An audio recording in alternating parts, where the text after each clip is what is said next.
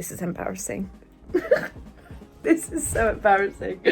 The life of a founder. Anyway, I turned my £2,000 into a 7-figure number. Oh, is it? I've decided I want to post my little business journey on YouTube. Okay. No, you'll Cut me out.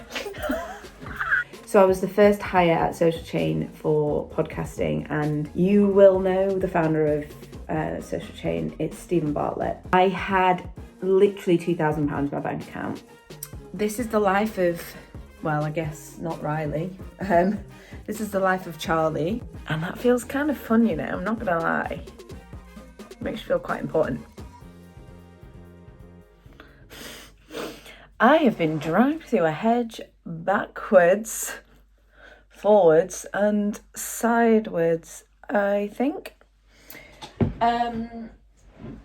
Today was my second day back in office. I was in Dubai with some friends and my boyfriend last week, and I got back on Wednesday.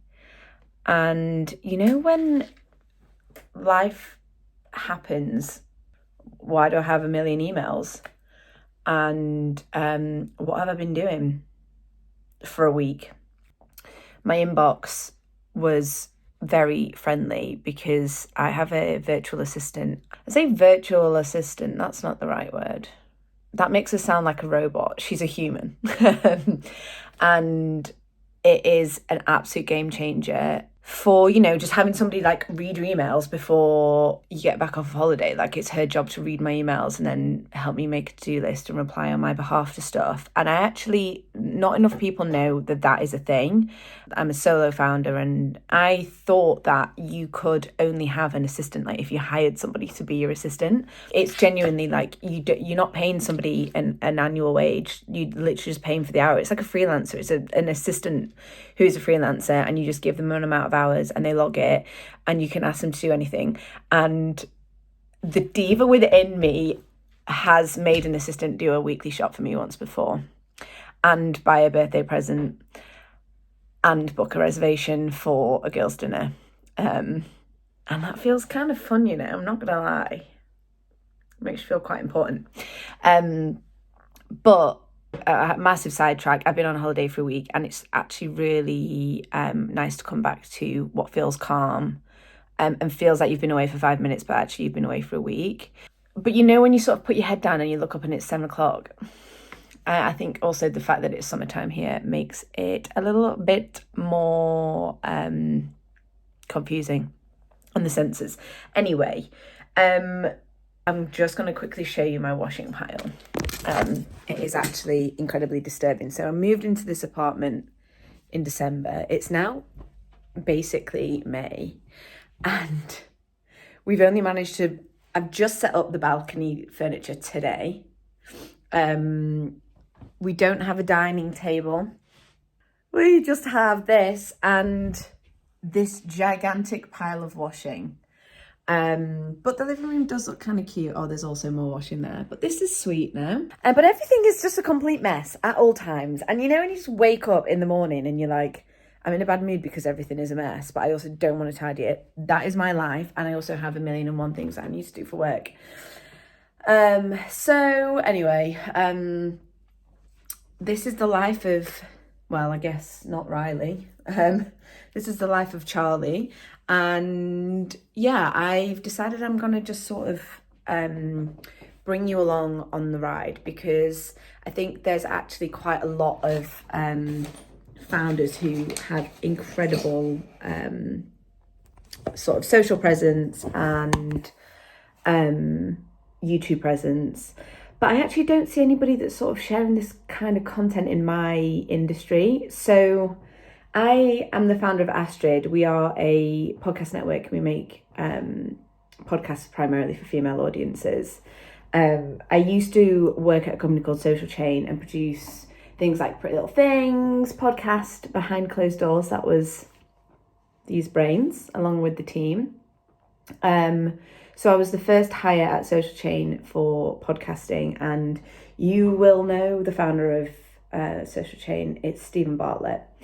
And I worked on some of the Diary of a CEO episodes, and that was very fun. But I ultimately sort of always wanted to start my own business, and I could see that the podcast market was sort of growing massively. COVID happened, and I don't think I would have been able to start my business without COVID, because I essentially had been put on furlough, had time to think about what my next career move was. Like I said, I was sort of wanting to start my own business anyway. But I had literally £2,000 in my bank account. And I was sort of like, well, you know, if this doesn't work, I'll just go and be a podcast producer for somebody else. So, I was essentially thinking I could just freelance and live off of my £2,000. So I did that, and then I've turned that £2,000 into... Oh no, my boyfriend's home. This is embarrassing. This is so embarrassing. The life of a founder. Anyway, I turned my £2,000 into a 7-figure number. And shall we see him walk up the stairs and look confused and think, why the hell are you filming yourself? It's because I'm a YouTuber now.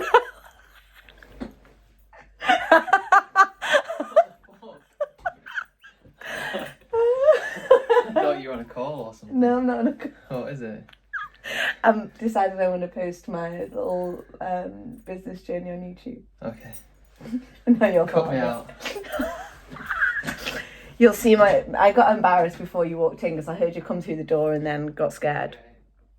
Anyway, the fear. That's one thing that they don't really tell you about. You just sort of think everybody thinks you're an idiot at all times when you do something new, including your family and your boyfriend and your friends. So please don't troll me, guys. Show some love and support. Anyway, back to what I was saying. I had £2,000 and I've turned it into a 7-figure number in revenue. That's not profit at all. That's not what I get paid. I pay myself the absolute smallest amount I possibly can to make sure that the business has everything it needs. But I just sort of figured I don't see anybody posting or like sharing any videos in the entertainment industry. I do have a podcast called Listen. It's currently on pause because my producer and co-host is on maternity leave and she has more important things to do than make a podcast with me. So if you want to go and listen, it's all the episodes are sort of, they'll be old news now because it's a very current, very timely pod. It's sort of pop culture and current affairs. Abby is very pop culture. I am very current affairs. But I do find it very interesting seeing like what's happening in the pop culture world. And so anyway, I really do love following female founders, and I really do need to sort of put myself out there a little bit more because I really do want the brand to be as visible as possible, and I want it to feel like it's got a human behind it, which I worry it currently doesn't. We went through a rebrand. Oh God, when was that? Sort of late last year, and sort of wiped all the socials and have restarted everything. And so building that back up has been quite a journey. And I've spent this afternoon doing a lot of social planning. I was maniacally planning on an iPad on my flight home from holiday. And I had some really interesting thoughts that I think have been really helpful for me to sort of like get back in the game and sort of plan what I need to do for the brand and sort of direct the team. So I guess this is the start. I'm going to keep this really short and sweet, but I will sort of bring you along the journey and how I sort of run my life as a founder. I'm absolutely not the person to follow if you want somebody who's going to be like, this is how you do business. You know, this is exactly how to turn 4 figures into 7 figures. Because to be honest, it was all a bit of a wing and a prayer. So rather than following me for like 3 tips as to how to become a millionaire. That I'm not that person, but I will be the person that will sort of show you behind the scenes of all the fun things that we do, the podcast that we produce. I produce He Said, She Said, Closet Confessions, Unboxed with Connie Nam, which is the Astrid and I podcast. And we've got some really, really fun podcasts that are going to be launching soon. And I'm currently building my own studio. So I'm working from home today. I work from home every Friday. The